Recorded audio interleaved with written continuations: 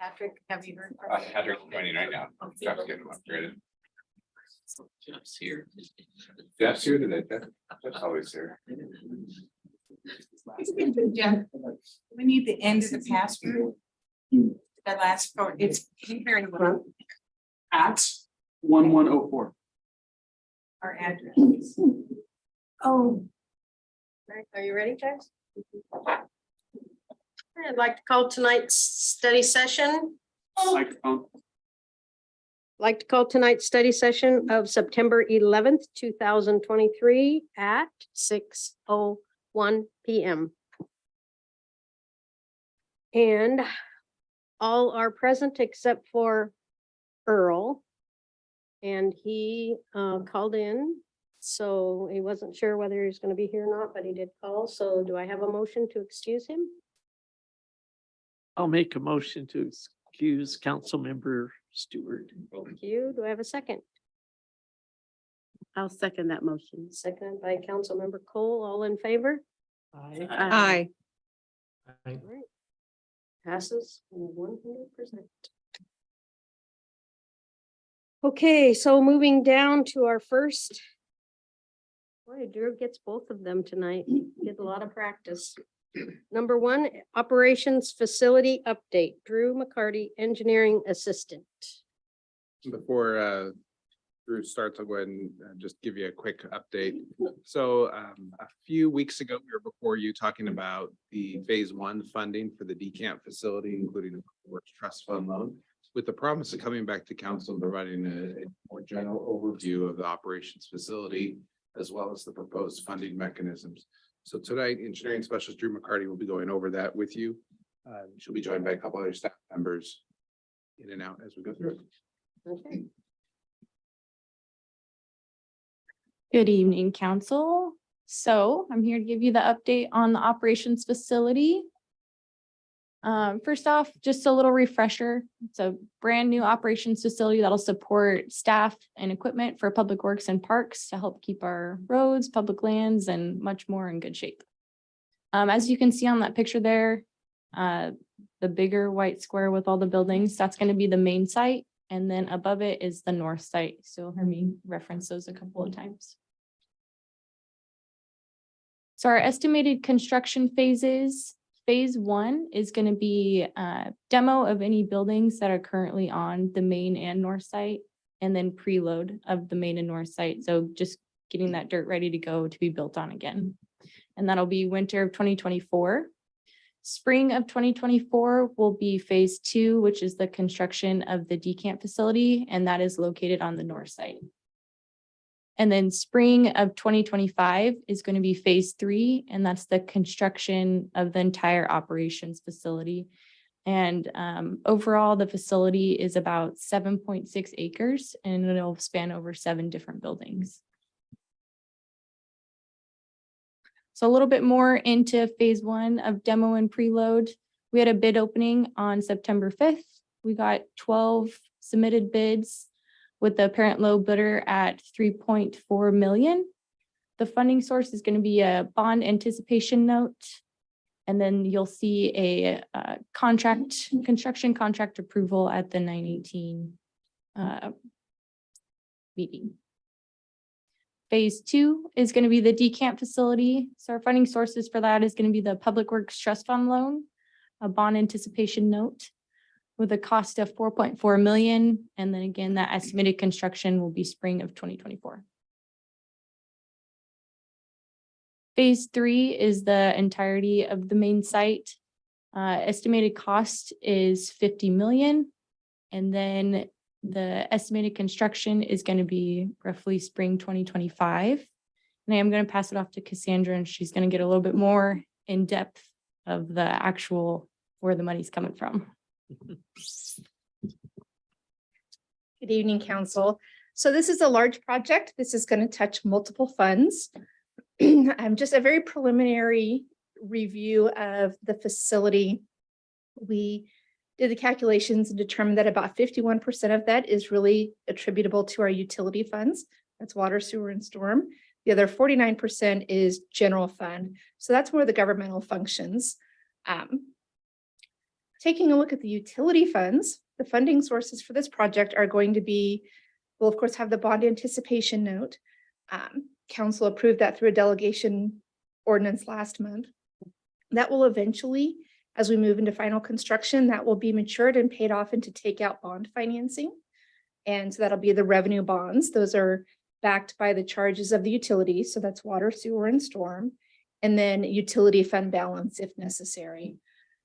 In the general fund, we've broken this out really by functions to give you an idea of kind of where the use of that facility falls. Streets is about 9%. That's our street operating, so that's staff as well as our street equipment. Fleet about 18%, so that's all of our fleet maintenance as well as fleet storage. Parks 12%, police about 8%, and then we've got a little bit for non-departmental and facilities. The funding sources will be proceeds from the Sumner Meadows Golf Course. We'll be coming back to you as we continue on that project. A limited tax general obligation debt issue, that'll be the final takeout financing. That'll be a financing that's kind of split between the GEO portion for the general fund as well as the revenue backed portion for the utility funds. And then general fund balance if it's necessary. I'm happy to answer any questions on kind of how those funds are split, but otherwise I'll pass it down to Ms. Marquez to talk Any about the golf course questions? sale. Anybody online? Don't see anybody? All right, So I'll give you a quick update of the golf course sale. As you are all well aware, a federal Army Corps of Engineers permit is a prerequisite to us being able to sell the property. That's because there are wetlands on site that need to be filled, and the permit is the vehicle that allows that. We expect the permit this fall. We hope and think that it is imminent. BNSF, who is for many years been one of our partners in the overall White River Restoration Project, has recently indicated that it may not actually have the financial means to proceed with their portion of the project.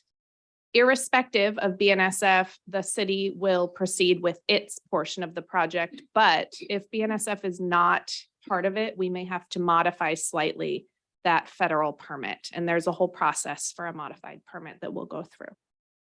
The contract purchaser, Principal, remains under contract. They remain committed to closing on the former golf course property and making any modifications that might be necessary if BNSF is not part of the project.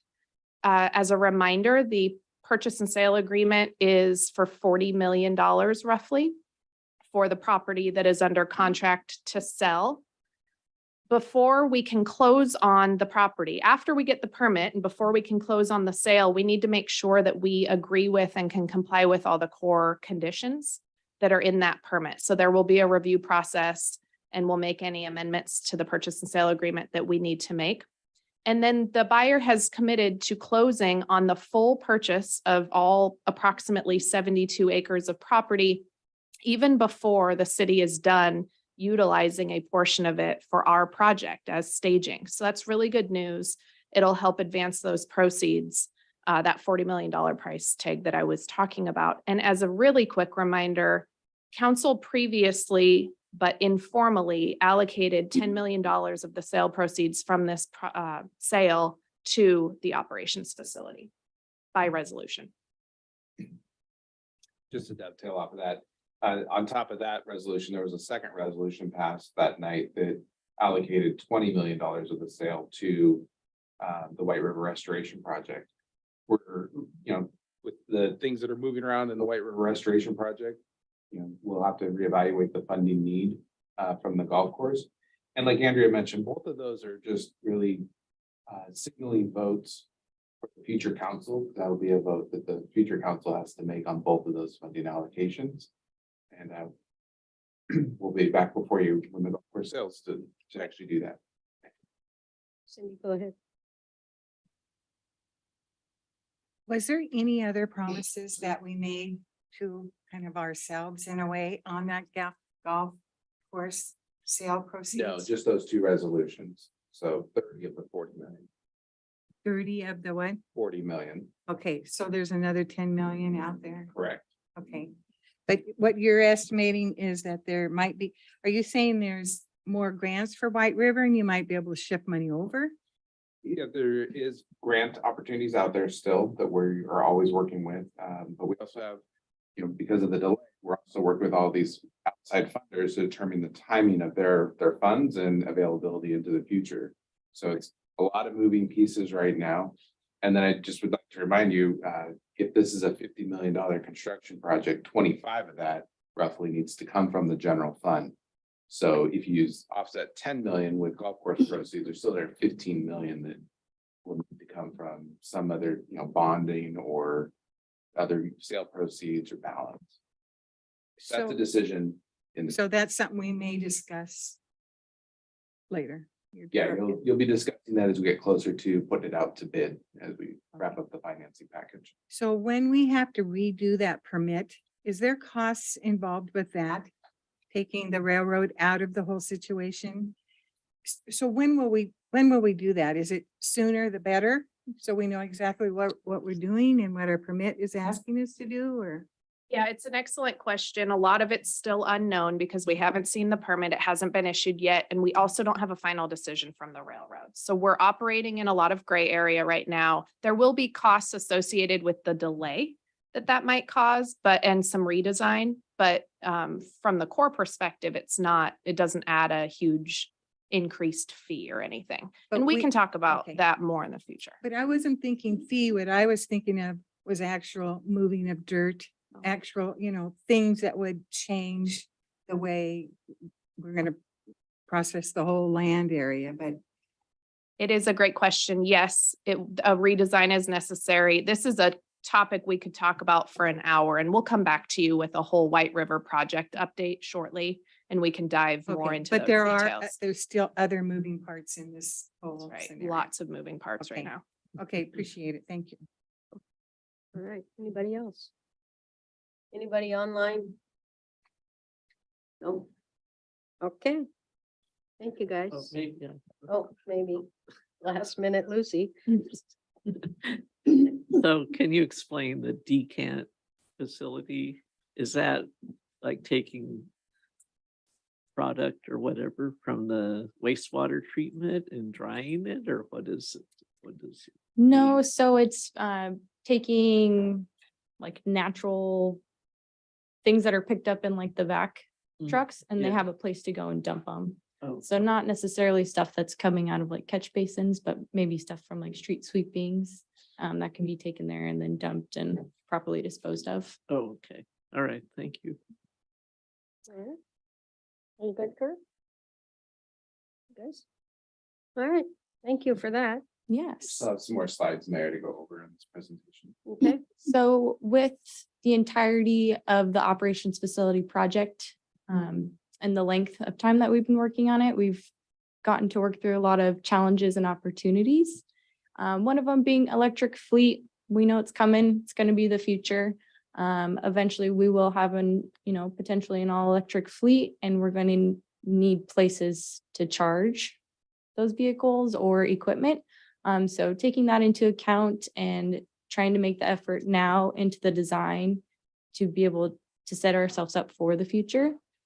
The decant facility, we had the opportunity to apply for the Public Works Trust Fund loan. Staff relocation, so some staff is being displaced due to other projects, and then making sure we have room for them in the future, potentially at the operations facility and with the need of a growing team. The golf course sale, which you got an update on and you'll get a future update on. And then just being a good neighbor where the operations facility sits, there are homes next to it. So taking the extra time to make sure it's a little bit more aesthetically pleasing than it needed to be, or to, build a CMU wall to make sure that it helps eliminate any noise that the facility is creating. And then increasing facility needs that are currently needed at the existing shops building to make sure we're implementing those and future needs as well. So our next steps are funding approval for phase 1. September 18th will be the construction contract approval for phase 1. In fall of 2023, you'll see a funding approval for phase 2. Spring of 2024, you'll see the construction contract for phase 2. fall of 2024 will be funding approval for phase 3. And then spring of 2025, you'll see the construction contract approval for phase 3. Any questions? Any questions? Go ahead, Barbara. What is the CMU? Just like a brick wall. Sorry. Good question. B. Cindy, go ahead. That extra lot that's across the street. What is that? I guess I know we look at this stuff, but it's so long in between. So most of the facilities going on the bigger piece, and then Correct. what's that north? That's So that north one is going to be the decant facility. Okay, so that's what's separated out and over there. Yes. Yep. Okay, and so then our trucks that are coming to this facility will be able to just go across the street and be dumping that to get dried and recycled. or Correct. whatever. Yep. Okay, all right, thank you. Pat, did you have any questions? Any questions online? Nope. All right. That's it. Perfect. Thank you. Okay. So I guess that's it for the operations, right? We'll move on to resolution number 1663, Ryan House demolition. Thank you, Mayor. As we have the presentation pulled up tonight before you as the discussion regarding the Ryan House. As you know, we've been working on the renovation of this house for a number of years now. We're providing you an update as well as a Finance and Personnel Committee recommendation to move forward. As you can tell by the title, things have changed. We are not pursuing a renovation. We are going to be recommending the demolition of the Ryan House. So we'll be going through that.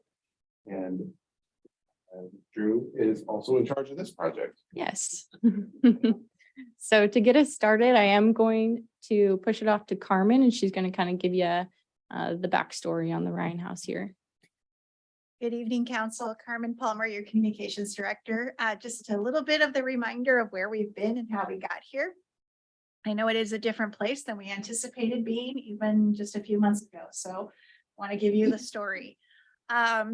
Just a reminder, this all started in 1926 when the family deeded the house to us as a park in honor of their mother, Lucy V. Ryan. In the deed, the original deed and a subsequent amendment in 1979, they expected the house actually, at least in 26, to only stay for 5 years and allowed use as a library. In 79, when the library moved to its current site, they expanded the allowable uses to a museum. But the deeds are also very clear. They wanted the space open to the public routinely, no other uses. There are a lot of clauses that lock down. You can't build other buildings. You can't add on to this building. So it was very clear in both deeds. The intent was a park that is open and accessible to the public. This next slide is exactly out of the PowerPoint when I was before you in 2021, giving you an update on this project. So just a reminder, we could all see that the house had some needs, things like stains on the walls and sloping floors told us it is a very old house and it needed more than patch jobs. So in 2018, we received a $100,000 grant from Pierce County Lodging Tax to do a feasibility and a design study. At the time when we did that in 2019, the studies basically said, it looks like it's in good shape. I mean, our first question was, can this house be saved? And at that time, the answer was yes, but it was visual assessments done while the house was still full of a lot of items, while the walls were still intact. And so those were heavily caveated with, but you would have to do further assessment.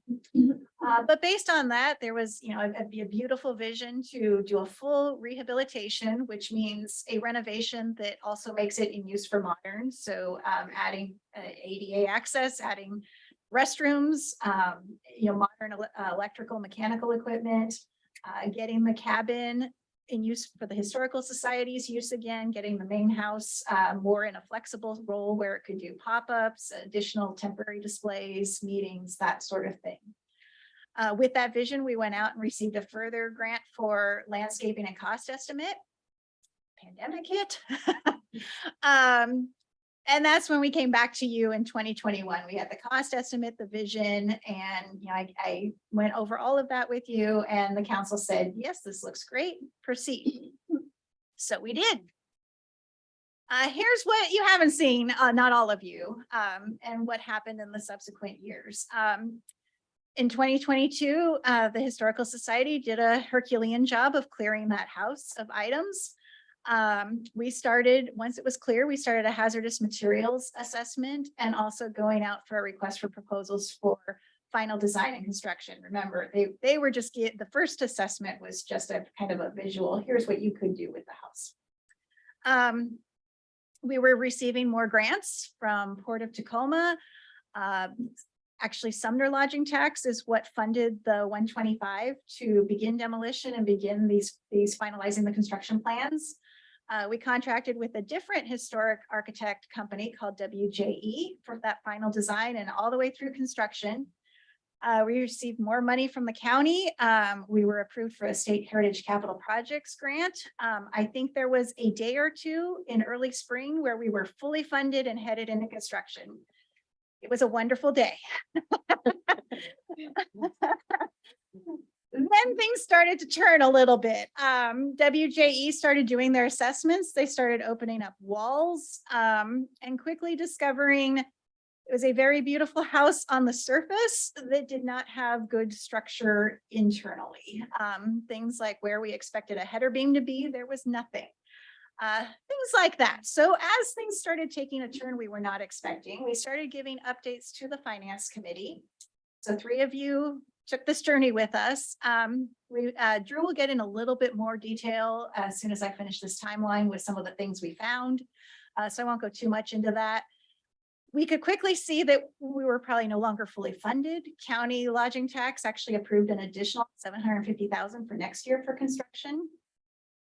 But then things continued on the opposite path of where we wanted them to go. We hit a point where WJE was going to need an additional $40,000 to $50,000 just to complete the assessment. So we're still operating off of best guesses, ideas of what it would cost and what is fully needed. Sumner Lodging Tax did recommend that additional $40,000 to finish that assessment, but it was time to come back to you. And the finance committee, forwarded their recommendation, and we'll go into a little bit more with that. One thing to note, we also did meet with the State Department of Archaeology and Historic Preservation to give us some idea of what our options were. So that completes that time, and I'm going to flip it back over to Drew so she can go into a little bit more detail about some of the conditions we were finding. Thank you, Carmen. So as Carmen mentioned, there were some additional investigation of unknowns that we needed to proceed with WJE. 2 of the major ones were in the cabin. So that kind of top square up there. When you're in the Ryan house, you could see a significant sag in the ceiling. And they said, hey, we need to open that up to see what's in there, what kind of framing is going on. And then in the kitchen, they had previously made one opening on the first floor, and they could see that one of the studs was split at the top. And they said, hey, we need to open up, all of the wall to see what all of the studs look like. It could be one split, or if all of them are split, we might have an issue. So with making those openings, this is the cabin. What happened here is we had one of our maintenance crew staff members go in and make the openings for WJE like he had previously been doing before. And unfortunately in the cabin, he was able to pull down a few of those ceiling boards, and then the rest just came with it in one. Luckily, he didn't get hit by any of them, so he's okay. But what happened here is the ceiling boards were not nailed into the joist at all. They're just kind of holding on. What needs to happen here in the cabin is a complete new framing of the ceiling here. The kitchen is a little bit in more severe condition. So as you can see, this is in the kitchen attic. So if you have the floor right here of the attic, and then you have the studs from the first level coming up, like that bottom left picture, you'll see the stud, and then you see the joist that is nailed in directly to the side of the stud. What we believe is happening is that the way that it was designed, and then you have the weight of the building, gravity in itself, just pushing outwards. The building is standing and it's being supported by how that's connected. So every single stud in the kitchen is split, and with all that weight and the gravity pull, it's just continuously pushing it outwards. Our structural engineer let us know that the kitchen attic was past failure. Nobody can go up there currently. First floor of the kitchen. So proceed at your own risk, but prefer nobody is congregating down there at all. And then any shoring or stabilization will need to happen before we can do any work on this portion of the house. As Carmen mentioned, also, we did an asbestos and lead test, and there was some asbestos found in the glue dots underneath the ceiling tile in the cabin. And then there was some asbestos found in the vinyl tile on the floor of the farmhouse. And so in June, we were able to bring in a contractor. They came through and performed all the abatement. And this is something that would need to be done regardless on, what direction we went with the Ryan House. So knowing all of these things that are happening and occurring and we're finding in the Ryan House, staff came up with 4 different options that we presented to Finance Committee.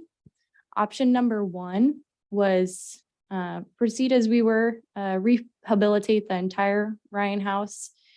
Total project costs was estimated to be $2.2 million, with grant funding at $1.1 million. We still had $1.1 million unfunded. Option number 2 was to keep just the farmhouse Victorian portion of the Ryan House and to demo off the kitchen and the cabin that were needing those severe structural upgrades.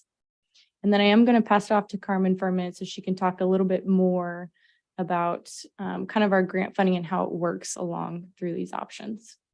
What do all those numbers mean? There's all those ranges. So the first one, as Drew said, is pretty clear and straightforward. And with the 1.1 million gap also being still a tentative number that would probably likely grow more with further investigation. The second one I just wanted to explain, when we did meet with DAHP, there could have possibly been a way to save the state money to work on the farmhouse, but there were still a lot of questions. Demoing the 2 wings would knock the whole building off the historic register. There would have been a lot of questions about then would we still be eligible under that grant?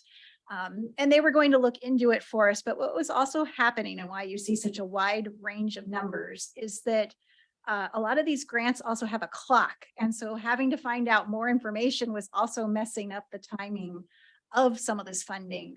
$400,000 from the county has to be used in 2023. So the longer we waited to explore our options with the state, then the county money fell off. It was kind of like herding cats with money. But so that's why you see the ranges. There probably still would have been a mix of county and state funding available for the modified project, but the numbers we were very unsure about, and we didn't want to promise something we didn't have.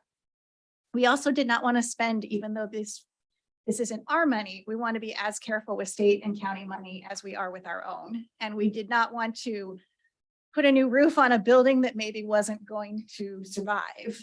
So that was the other reason to hit pause, even though we could see the clock ticking on some of these grants. We still wanted to be very good stewards of the money and not waste it by rushing forward on one piece that maybe then, you replace a roof that's on a structure that's collapsing on itself is not the smartest idea. So for options 3 and 4, I'm going to dive into them a little bit deeper here in the next couple of slides. So option number 3 is to demolish the entire Ryan House, salvage any materials, and then park development. This picture up here, it's just purely concept. It's a rough sketch idea of what it potentially could be. Nothing has been decided or put together as far as what this park would look like. It would create an open park space. It increases recreational options for the space, but we do obviously lose the history of the Ryan House. And then any existing grants would have to be returned, and we cannot use them for any other Sumner projects. And we're estimating this to be about $600,000. Option number 4 is very similar to option number 3. It's just a more simplistic version to it. So we would still demolish the entire Ryan House and salvage any materials, and then it would just be an open park. Again, this creates an open park space. We lose the history of the Ryan House. And then again, any existing grants would have to be returned, and we cannot use them for any other Sumner projects. And I'm going to turn it over to Jason here. So as Drew and Carmen mentioned, we've been working with the Finance and Personnel Committee for several months now, keeping that committee informed of the progress that we were making. And back in August, they made the recommendation to proceed with option 3 and 4. That's a little misleading because the reality is what happens is it starts as option 4, right? You demo the house, you restore the land. And then it needs to go through a planning effort to figure out what does that park look like to become number 3. As you all know, we're also in the middle of our Sumner Parks Trail Plan update. And this is just one of many parks that has scheduled improvements to it. And it's something that council will have to consider this park's future development in line with all the other park developments that have been identified in that plan. That doesn't mean we're going to have an ugly piece of land out there. You know, we will make sure that it's grassed, some trees down, maybe even some movable amenities like picnic tables, those type of things we can do without a formal park plan, at least keep it activated and used as we go through this process. So next steps, next week, you'll have the resolution before you. The resolution kind of outlines everything we've discussed tonight in our presentation, including the history of the Ryan House and the deeds. And then at the end of it, the resolution directs staff to move forward with demolition of the house. You might be wondering, well, okay, why the rush? Well, the rush right now is we have a house that is in pretty bad shape. It's getting broken into on a fairly regular basis. We have clearly demonstrated that the repair costs of the house exceed the value of the home. And also there's no good identified funding stream to pay for it. I mean, any of that shortfall that Drew covered on her slides is really general fund dollars. And we know that general fund dollars are the same dollars we use to repair our streets, fix all of our parks, and provide public safety services. So you have a limited resource there from the get-go.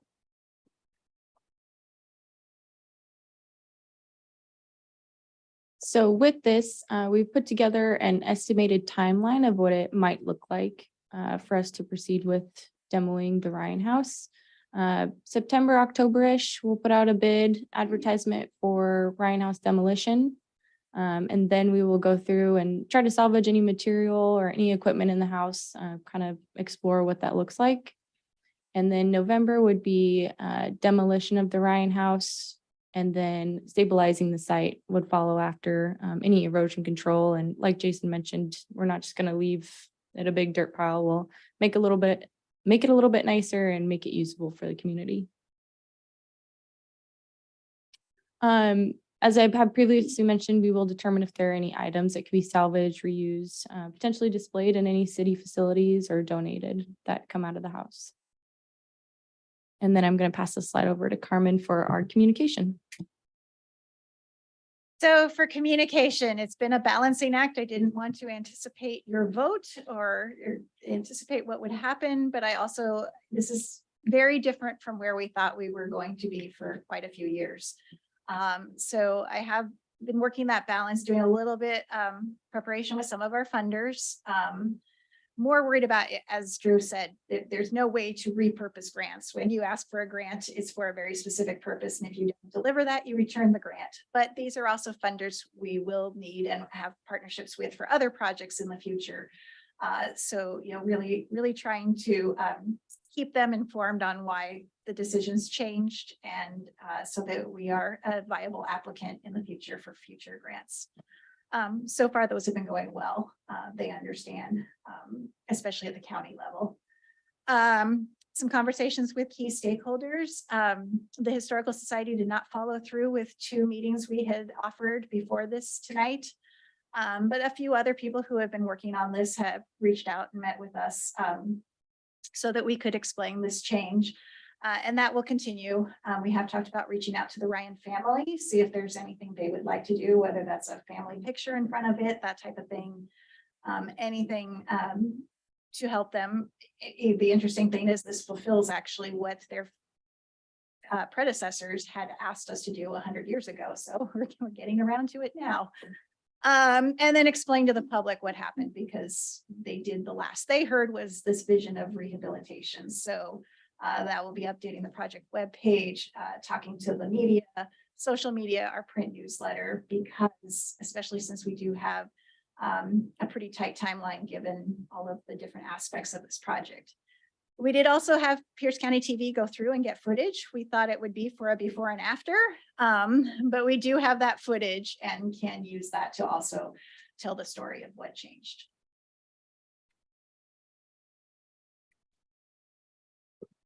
All right, thank you. And if anybody here knows how Carmen feels about the Ryan House, thanks for, you did a good job, so. You need any clean. Hold those for me. Yeah. So thank you. That was good. Any questions? I actually have a couple.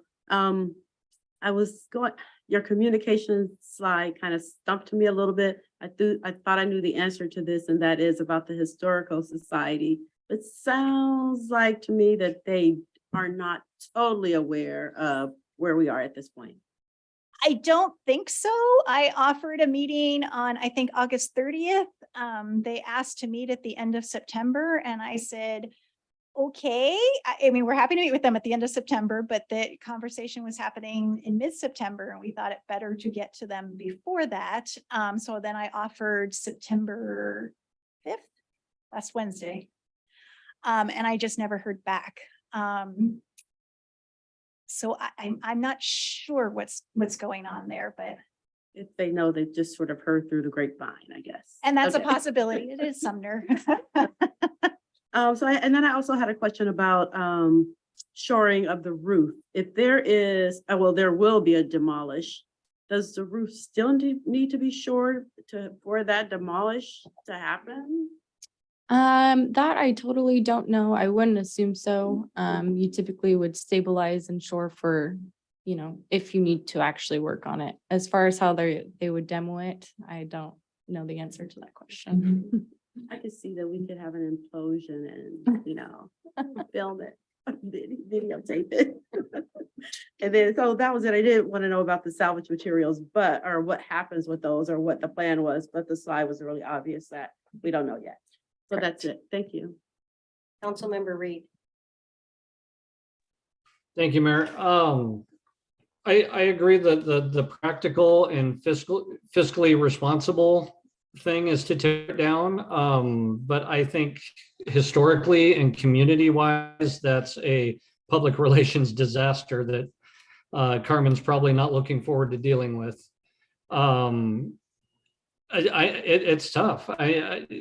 And without hearing more from individual, I think this will be a big surprise for a lot of people that just don't keep track of things. And then all of a sudden they say a historic building in 1860 origin building from downtown getting torn down by the city. I think that's going to be a difficult one to navigate. Like I said, I agree fiscally and practically it's the right way to go, but gosh, if there was no other way to come up with that funding, or if there were some type of angel nonprofit that popped up out of nowhere to cover the cost, would be amazing. But I see this being a very difficult one for the city to navigate. Anybody else? Councilmember Potato. I mean, I've been in the tours groups that have gone into the building, and I think maybe if something had been done to help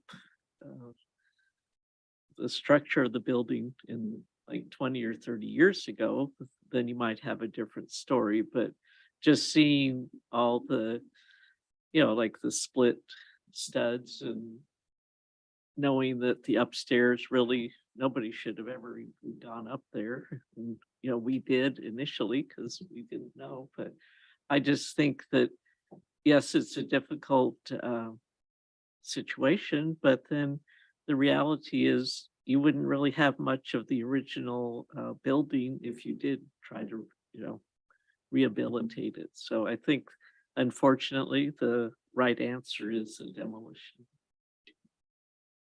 Anybody else? Okay. I'm not exactly sure what my question is, but mine's on your communication that you're trying to do, because I have some of the same concerns that Patrick Reed has, and that is that maybe the public hasn't caught on how much we've been struggling with this yet. So when you contact the Historical Society, are they not a firm organization anymore? Is that part of the problem? Oh, I think they're a firm organization. In fact, you all should receive in your boxes. They put out their first newsletter in about 2.5 years. Little critical of us, but they see the positive out of that is they seem to be adapting to what they thought was a temporary situation where they're lending artifacts out to different stores, digitizing their newspapers. So in some respects, they are, very much moving in the right direction that any modern society would need to go into to stay viable. Probably just with some parameters none of us were expecting.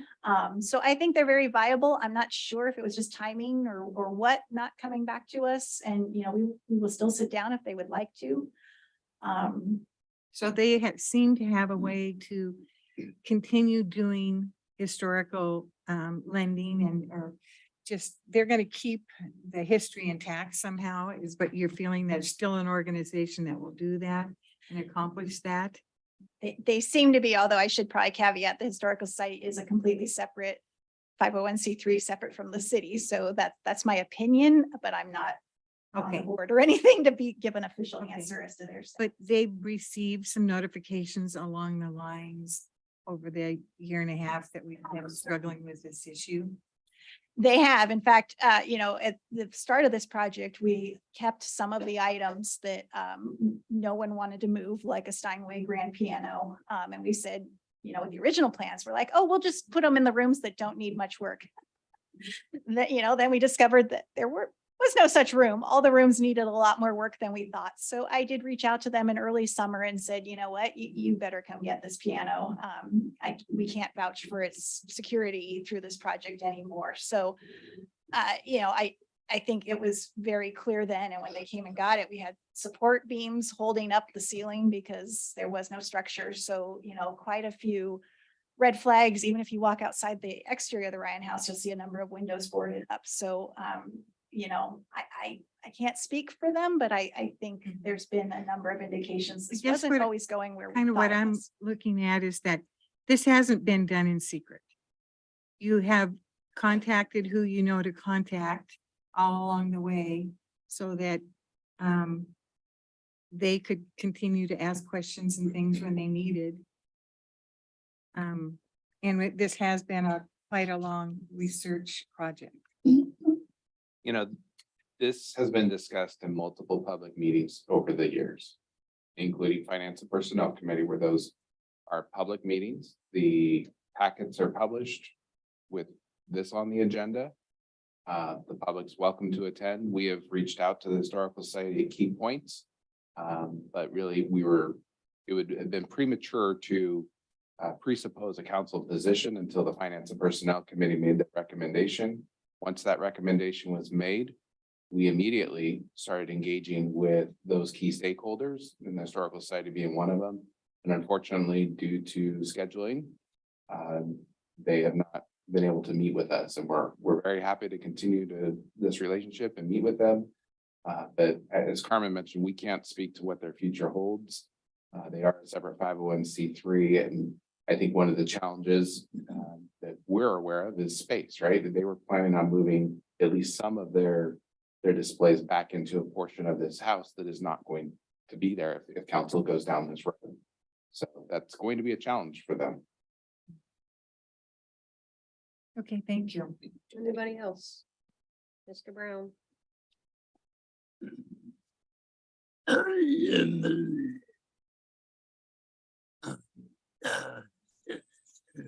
No.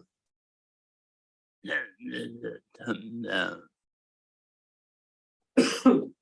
I'm not going to say that the general population has been watching for this, but I would assume that the Historical Society, knowing that this has been going on and the clues that we gave them, like, hey, you need to come pick up the piano, they are going to be aware. The general public, I cannot assume that they are aware of this unless they've been really following what's been going on. We've been updating the project pages, but there's been no direct outreach to the public about what do you think about this? And that's something that we're happy to do. We took some initial direction from the finance committee that, you know, do we want to, how much engagement to do on this? And if the rest of the council would like us to do further engagement, we can certainly do that. But hand in glove with that, I think council should have a discussion sooner than later about where that funding comes from. Because that's the part of the, we would need to answer to the public as well. Isn't an open house scheduled like next week or the following week? And would this be a good place for some information to be out for the public? Absolutely. We can put this at the open house, which is the 26th in this room, 5 to 7. 5 to 7. But I mean, just knowing that the agenda packet goes out, and I was surprised that when I came into this evening that there was nobody from the Historical Society. I thought, you know, perhaps if they'd heard about it and they saw it was on the agenda, they might have showed up. There are a couple attending virtually. Are there? Yeah, Okay. they are here today, including their president. All right. Go ahead. Just comment that I'm pleased that you think you can put it on the agenda for the open house. I think that Ms. Potato's idea is a good one.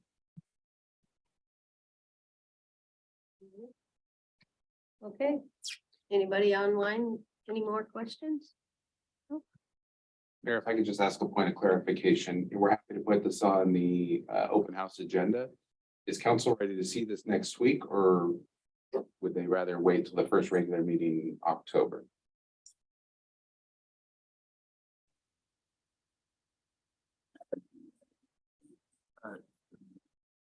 That's the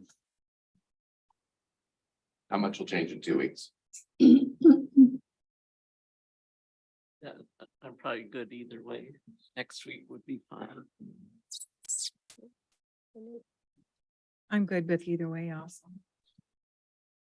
Next week would work well for me. Councilmember Patrick. I'm good either way, especially if this is going, it would change the messaging during the open house to this is what's happening versus this is what could happen. It definitely have to reflect where it's going very directly, that the decision has been made. Has it not been made? It will be by the open house if we do this next week. Councilmember Newman. No, I'm fine either way. Thank you. I'm hearing a lot of, I'm fine either ways. My recommendation would be to put it on next week's calendar. That way, to Mr. Reed's point, when you're at the open house, we have a direction. If we didn't, then I think we would need to answer the funding question sooner than later. Right. Okay. All right, city administrator's report. Thank you, Mayor. Just one item tonight. Next Monday, At 2 p.m. at Heritage Park, we'll be holding the Town Center Utility Winter Ribbon Cutting and Celebration. All of council's invited to attend. So I hope to see you there. We'll go ahead and notice it, so you don't need to worry about notifying Michelle where you'll be. So 2 o'clock next Monday, Heritage Park. And we'll have some refreshments and some treats there to celebrate the completion of that project. That's it for me tonight. Okay. Any council meeting agenda calendar issues? Online, any calendar issues? No. Committee issues? No? No, online? All right, and we have no executive session. So we will be adjourned at 10 minutes to 7, 6:50. Good night, everyone.